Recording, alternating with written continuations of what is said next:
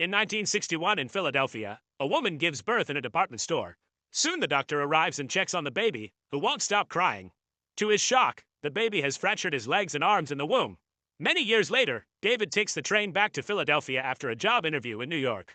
When he sees a woman is about to sit next to him, he takes off his ring and hides it in his pocket. They chat about sports and he mentions he's afraid of water, also that he doesn't like football. He also tries flirting with her, but she turns him down and moves to another seat. Then David puts on the ring again. Suddenly the train starts going faster and everything shakes around David. At home, David's son Joseph is watching TV and the news show a train that just derailed, killing everyone inside. Panicking, David checks the notes to realize his dad was on that train. Moments later at the hospital, David wakes up and notices a person being operated on nearby before he's found by a doctor, who asks for his history. David explains he's never had any allergies or underlying conditions and is surprised to learn he's the only survivor from the accident. In fact, the doctor is amazed by David's lack of pain and injuries, not even a single scratch.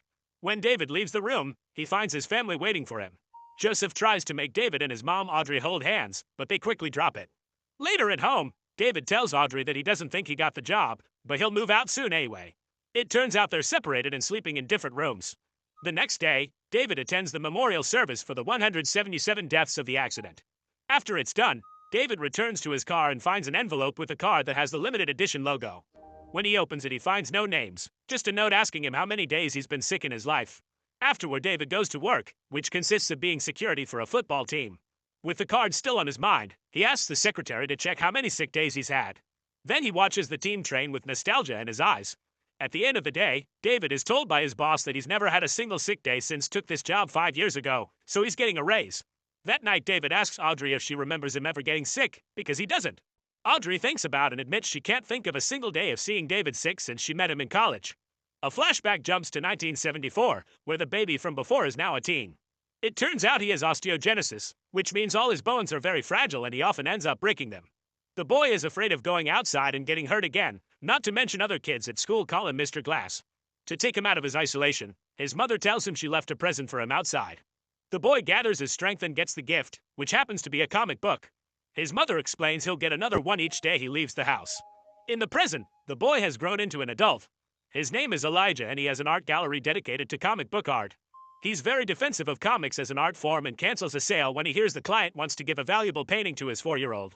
In the afternoon, David and Joseph come to see Elijah to ask about the card. Elijah explains he's interested in David's health and is glad to hear he was never sick. However, Elijah did have an injury. In college, he was in a car accident that hurt his leg and made him quit football. Then Elijah explains he studied comic books all his life and he thinks superheroes are based on old history. Because of his health condition, he's always wondered if there was someone else out there that was the total opposite, meaning someone unbreakable. When he heard Elijah was the sole survivor of the train accident, he thought he could be the one. Joseph is excited about the possibility of his dad being a superhero, but David thinks this is some weird scam and leaves with his son. That night, David reads about the accident on the newspaper, which inspires him to check his closet. He has a gun hidden there and a folder with newspaper clips related to his life. The first one shows the start of his football career and the last one is the car accident. The vehicle is really damaged, so the fact he survived it's a miracle. At that moment he's interrupted by Audrey, who asks him if he's been with any other person. After David says he hasn't, Audrey admits she's been shaken by the train accident and announces she would like to work on their relationship again because his survival is a sign of second chances. Sometime later, Elijah visits David while he's at work, telling him it was no coincidence that he chose security as his job because his instincts want him to protect people. While they walk near the line, David stops to look at a particular guy and thinks he'll leave before he can be patted down. Just as he predicted, the man soon walks away. Elijah wonders how David knew that guy was carrying a weapon, so David explains he sort of got an image in his head showing him. In fact, he has a natural instinct to tell when someone has done something wrong. Elijah calls it his superpower, but David doesn't like where the conversation is going and asks him to leave. Before doing so, Elijah asks if someone else had been in the car accident, and David confirms Audrey had been there too. Afterward, Elijah goes to his car and sees the supposedly armed man passing by. He starts to follow him and even asks him to wait, but the man ignores him. Elijah tries to go as fast as he can considering his condition, but he's still too slow. When the man goes down the subway station, Elijah pushes his body too far and falls, breaking multiple bones. As his cane breaks and he deals with the unbearable pain, he sees the man's shirt move and reveal the gun hiding underneath like David predicted. After the match is over, David goes home and sees Joseph playing football. He scolds him for it, reminding him that Audrey hates the sport because of the injuries that causes. Then David decides to do a little experiment and starts lifting weights. At first it's just 250, the most he's ever lifted. Joseph keeps adding more and more with each try until they're using every weight they own. Wanting to learn more, they also add some cans of paint and David ends up lifting 350 while barely breaking a sweat. At the hospital, Elijah is told he has multiple fractures, but the worst are the 14 ones in his leg, for which he'll need physical therapy. Later, he ends up attending physiotherapy with Audrey and uses the chance to ask about her marriage while pretending to simply wanting to know his doctor better. He learns that David's car accident making him quit football is what got them together since she can't stand the sport and the harm it causes. While asking more questions, Elijah accidentally says David's name and Audrey gets suspicious. Elijah shares his theory, but Audrey doesn't know what to think. During another match, David decides to stand in the middle of a crowd and anytime someone bumps into him, he gets a vision. At first it's just the voices of a yelling kid, but then he sees a man suspiciously picking something from the trash. Suspicious, David makes the guy step out of the line to search him, yet he finds nothing in his pockets. David decides he was fooled to believe he had a power. At that moment David gets called to the school because Joseph was hurt. The teacher explains Joseph got in a fight and wonders if David remembers her from when he studied there. She tells the story about the time child David fell in the pool and laid on the bottom for 5 minutes. When they pulled him out, he was dead until the paramedics revived him. In the end, they changed the rules of conduct around the pool because of him, and the kids share the story as an urban legend. Hearing this makes David even more convinced he isn't a superhero. After they leave the school, Joseph explains he got in a fight because he protected a girl that was being harassed for her race, saying he wants to be a hero like his dad. David tries to insist he's normal, but Joseph doesn't believe him. In the evening, Audrey tells David that Elijah told her everything. Before they can discuss it, they discover that Joseph has grabbed David's gun and points it at him, wanting to prove he can't get hurt. The kid hesitates for several seconds and David manages to talk him into putting it down. The next day, David visits Elijah, who immediately confirms the man from the stadium had a gun. Elijah also thinks David didn't get hurt during the car accident. He made up a lie to quit football so Audrey would date him. David doesn't want Elijah to bother him or his family anymore and tells him how he got pneumonia as a kid because of the time he almost drowned, which should be enough proof to drop the subject. Later, Elijah is at the comic book store in a not responsive state. The clerk needs to close the shop, so he starts dragging Elijah out in his wheelchair, but Elijah keeps moving the wheel to make him mess up. After a few tries, Elijah finally talks when he finds the comic he wants.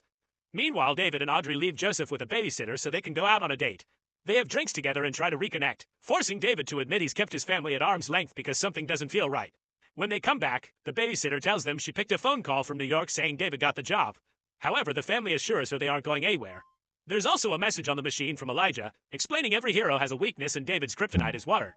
Desperate for answers, David sneaks in the middle of the night to find the train from the accident. He looks at the destroyed car and knows nobody normal could have survived it. This triggers the memory of the car accident and it's revealed he got out just fine, but Audrey had been stuck inside the burning vehicle. David used his super strength to rip the car door off and save Audrey. Soon someone arrived to help and David realized it was weird for him not to be hurt. Overwhelmed by the memory, David calls Elijah and admits he never suffered an injury in his life, wondering what he should do. Elijah tells him to go where people are. Moments later, David goes to a crowded area and opens his arms as he starts looking into people's crimes on purpose. He sees a woman distracting a clerk to steal jewelry, a guy throwing a bottle at a black group while insulting them for their race, and a guy taking advantage of an unconscious drunk girl. When he bumps into the janitor, he discovers the guy killed a man to take over his house. David waits for the janitor to finish his work and follows him to the house, noticing he enters through the back door. Following the same route, David gets inside too and discovers the place is a mess, not to mention the owner's body is still on the stairs. Then he looks around the rooms and finds 2 kids tied up in a closet. David immediately frees them and asks them to be quiet. Next, David checks the main room and finds the mother tied up as well. The balcony door is open and David steps through it, thinking the guy may have escaped. At that moment, the janitor appears behind David and pushes him off the balcony, causing him to fall on a wet surface. David looks around and realizes he's on a pool cover, which slowly begins to sink under his weight. Entangled in the fabric, David can't swim and keeps struggling to breathe and survive. Thankfully, a stick suddenly appears in the water and he grabs it so he can be pulled out. It turns out the kids have come to rescue him. Afterward, David returns to the main room and grabs the janitor from behind to choke him. The man fights back and pushes David against the wall, which causes damage on the surface. David is still stronger and manages to kill the guy in the end. Then he frees the mother, but unfortunately she's already dead. That night, David takes Audrey from her room so they can sleep on the same bed again, the feeling of something wrong finally gone. The next morning, Joseph sees his parents are behaving very lovingly with each other. When Audrey is distracted, David shows Joseph the newspaper with the news about the dead janitor, which includes an illustration of a mysterious vigilante. David confirms it's him and asks Joseph to keep the secret. Sometime later, David goes to Elijah's art show and meets his mother, who tells him about the 2 types of villains, those who fight with his fists, and those who fight with his minds. The woman has heard about David because Elijah calls him a friend. Then David follows Elijah to his office and Elijah congratulates him on his first night as a vigilante. He offers to shake hands, and when they do, David makes a shocking discovery. For years, Elijah has been causing accidents on purpose to find a superhero, including the train David was in. Shocked, David looks around and notices Elijah's plans and research. Elijah explains that now David knows who he is, he also finally knows his own identity, the villain to David's hero. Like in the stories, they're the exact opposites yet sometimes also friends. Perhaps Mr. Glass has always been Elijah's villain codename. David immediately calls the police and Elijah is sent to an institution for the criminally insane.